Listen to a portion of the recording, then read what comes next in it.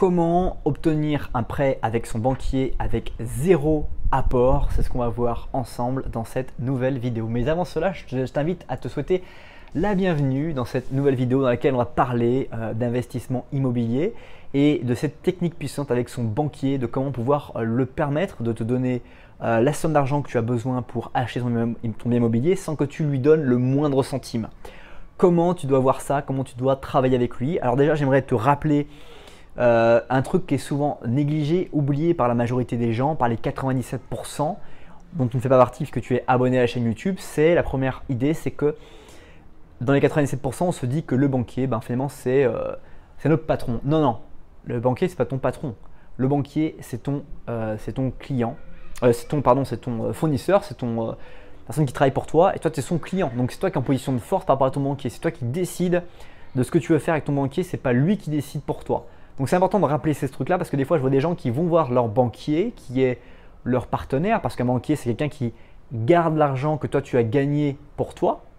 En échange de quoi? En échange d'éventuellement une commission ou en échange du fait que tu vas travailler sur des projets avec lui. D'accord? Donc, ce n'est pas le banquier qui décide avec toi, c'est toi qui décides. Avec le banquier, c'est toi qui as décidé de confier ton argent au banquier parce que tu as reconnu en lui des compétences, des capacités. Mais en aucun cas, le banquier est ton client. Et ça, attention, c'est un point important pour que tu puisses aller plus loin dans cette vidéo. Avant que j'aille plus loin, pour te donner deux techniques puissantes pour négocier avec ton banquier un prêt à zéro apport, avec zéro apport, je t'invite à découvrir mon blog à travers la description liée à cette vidéo pour que tu découvres d'autres techniques, d'autres astuces pour améliorer tes relations, ton corps, ton esprit et tes finances. Alors attention, il y a une guêpe qui me tourne autour, donc je suis un petit peu sur le quai-vif durant cette vidéo. La première technique que je vais partager avec toi dans cette vidéo, c'est l'estimation d'une agence. Donc ça, c'est important que lorsque tu veux acheter un bien immobilier sans apport, que tu aies donc tu as vu dans une vidéo précédente comment on pouvait négocier et pouvoir prendre le meilleur prix en fait d'achat, qui était la différence entre un prix de vente et un prix d'achat, qui est une subtilité qui est importante dans l'achat d'un bien immobilier. Et ensuite, ce qui est important, c'est que tu aies, une fois que tu aies bien connu le prix de vente que tu vas, le prix d'achat que tu vas obtenir pour ton bien immobilier, l'autre technique, c'est de pouvoir en fait estimer par deux agences le prix immobilier. C'est-à-dire que toi, tu as défini ton prix d'achat qui va être moins de 30% par rapport au marché. Deux agences vont reconnaître le fait que le bien immobilier vaut 30% plus que ton prix d'achat. Jusque-là, tu me suis. Et ça, c'est important que le banquier puisse voir que tu es en train de faire une très bonne affaire par l'acquisition de ton bien immobilier dès le premier coup. Alors, juste fais une petite pause que j'ai la guêpe qui me tourne sur autour. Et la deuxième technique qu'il faut que tu puisses avoir lorsque tu vas rencontrer ton banquier, c'est d'avoir une estimation des loyers du bien immobilier par les deux mêmes agences qui t'ont fait l'estimation pour l'achat du bien immobilier. Et ces deux techniques vont te permettre de montrer quoi ton banquier? Vont te permettre de te dire, ok banquier, tu vas me prêter l'argent pour acheter ce bien immobilier intégralement, donc la somme qui est X, qui est une bonne affaire pour toi, parce que tu vois que je vais bien négocier pour toi.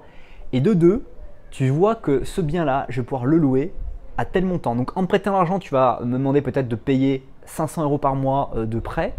Et de l'autre côté, je te montre que mes deux agences que j'ai concertées pour pouvoir voir les loyers, que je vais pouvoir gagner moi 750 € par mois de loyer avec le bien que je vais acheter. Donc finalement, j'ai montré que toi, tu vas gagner en me prêtant de l'argent.